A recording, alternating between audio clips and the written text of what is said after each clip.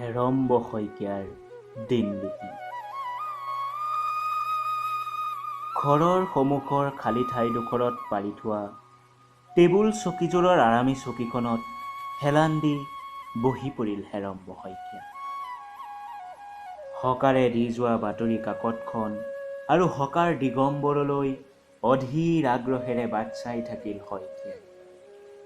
ৰাতিপুৱা শুই উঠিয়েই এপাক ৰাস্তাৰে খোজকাঢ়ি 2 কিলোমিটাৰমান আঁতৰত থকা চৰকাৰী স্কুলখনৰ পৰা আহিয়েই এইখিনি ঠাইতেই বহি পৰে এসময়ৰ প্ৰবল প্ৰতাপী এডভোকেট হেৰম্ব শইকীয়া।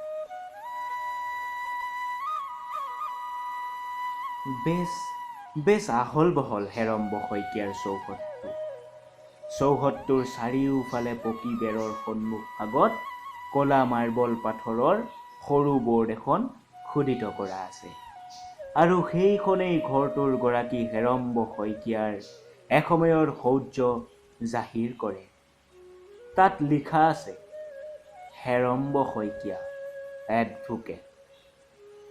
চৌহদটোৰ ঠিক সোঁমাজতে শইকীয়াৰ 3টা কোঠালি থকা সৰু ঘৰটো। ঘৰটোৰ সন্মুখ ভাগ নানান দেশী বিদেশী শাৰী শাৰী ফুল আৰু গছ-গছনি। তাৰ মাজতে শইকীয়া সদায় বহা আৰামী চকীখন আৰু টেবুল এখন, লগতে কেইবাখনো প্লাষ্টিকৰ চকী। এই ঠাইখিনিৰ পৰা পকী ৰাস্তাৰে পাৰ হোৱা মানুহবোৰক দেখি থাকে শইকীয়াই, আৰু পাৰ হৈ যোৱা বাটৰুৱায়ো শইকীয়াক দেখে। সন্মুখেৰে পাৰ হৈ যোৱা বাটৰুৱাবোৰৰ তেওঁতকৈ কম বয়সৰ বা চেঙেলীয়া ডেকাবোৰে মূৰ তল কৰি পাৰ হয়। তেওঁৰ সমবয়সীয়া 2-এজন আৰু তেওঁতকৈ ডাঙৰবোৰৰ 2-একে তেওঁক ৰিঙিয়াই মাত লগাই যায়। শইকীয়া, বহিছা? কি হে শইকীয়া, বহি আছা হবলা? উত্তৰত শইকীয়াই মাথো তেওঁলোকৰ ফালে এবাৰ মূৰ তুলি চাই আৰু হেতা হাঁহি এটা মাৰে। শইকীয়াৰ লগত কথা বতৰা পাতিবলৈ মানুহে আচলতে সংকোচো কৰে আৰু ভয়ো কৰে। নকৰিবই বা কিয়? এইখন গাঁৱত শইকীয়াতকৈ মানি আৰু শইকীয়াতকৈ ধনী আছেই বা কোন? তাৰ মাজতেই কিন্তু হকাৰ দিগম্বৰ অলপ সুকীয়া। তেওঁ হেৰম্ব শইকীয়াক সমীহ কৰে আৰু লগতে কিন্তু তেওঁৰ লগত 2-এষাৰ কথাও পাতে, তেওঁৰ সতে বহেহিও। হেৰম্ব শইকীয়া মানুহজন বৰ বেছি একা-চেকা নহয়, কিন্তু তেওঁ বৰ বেছি মানুহৰ লগত হলিগলি কৰিব নোখোজে। তাৰ কাৰণ তেওঁৰ অভিজাত্যৰ ভেম নে আন কিবা কোনেও অনুমান কৰিব নোৱাৰে। তেওঁৰ 2টাকৈ সন্তান সুপ্ৰতিষ্ঠিত হৈ এতিয়া বিলাতত থাকে। বহুতে অনুমান কৰে তেওঁৰ এইটোও এটা দুখ। নহ'লেনো চহৰত ডাঙৰকৈ সজা ঘৰ-দুৱাৰ সকলোবোৰ ভাড়াত দি তেওঁ ইয়াত এনেকৈ থাকিবলৈ আহেনে? পিছে হেৰম্ব শইকীয়াৰ সেইবোৰলৈ কেৰেপ নকৰে। তেওঁৰ সেই এডভোকেটৰ স্বাভাৱিক মেজাজ এতিয়াও আছে। সেয়ে নিজে ভালপোৱা কামবোৰ কৰি তেওঁ শান্তিৰে থাকে। ইয়াৰে ভিতৰত দিগম্বৰৰ সতে পাৰ কৰা সময়খিনিও তেওঁ ভাল লগাবোৰৰ শাৰীতেই ৰাখে। দিগম্বৰ তেওঁতকৈ প্ৰায় 5-6 বছৰমানৰ সৰু হ'ব। হ'লেও মানুহজন যথেষ্ট ফূৰ্তিবাজ আৰু খোলা অন্তৰৰ মানুহ।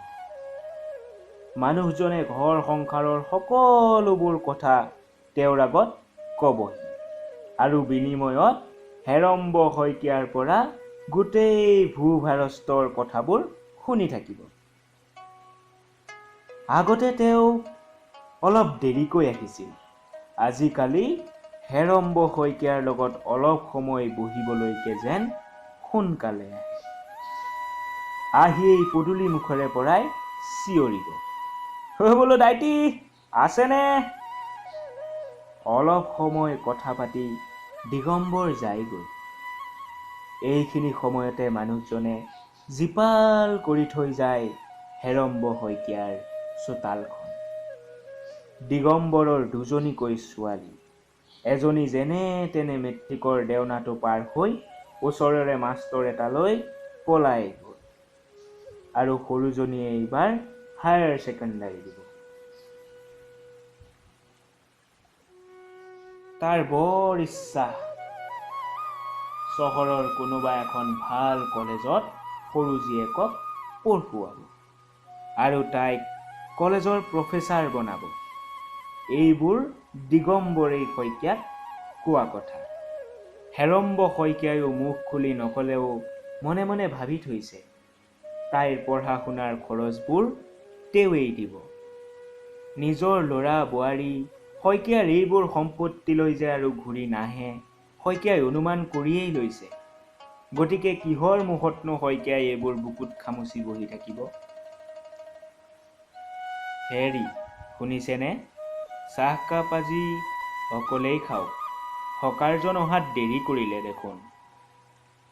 ঘৈণীয়েকৰ মাতত হেৰম্ব চক খাই উঠিল। হয়তো ইমান পৰে দিগম্বৰ আহি পাবহি লাগিছিল, পিছে নাহিল দেখোন। এৰা, ইমান পৰে সি আহি পাবহি লাগিছিলহে। যোৱাকালিও আমি নুঠোতেই সি বাতৰি কাকতখন গেটত ওলমাই থৈহে গ'ল। কথাকেইষাৰ কৈ কিবা এটা ভাৱত হেৰম্ব শইকীয়া উঠিব লওঁতেই আগদিনাৰ বাতৰি কাকতখনৰ লুটিয়াই থোৱা তৃতীয় পৃষ্ঠাটোৰ চুক এটাত ৰৈ গ'ল তেওঁৰ চকুহাল। যোৱাকালি আমগুৰিত সংঘটিত হোৱা এটি পথ দুৰ্ঘটনাত থিতাতে নিহতজন আমগুৰিৰ বহি পৰিল হেৰম্ব শইকীয়া। কিবা এক অচিন ভাৱত জাপ খাই আহিল তেওঁৰ চকুহাল। ধন্যবাদ। আজিলৈ ইমানেই আছিল আমাৰ কাহিনী হেৰম্ব শইকীয়াৰ দিনলিপি।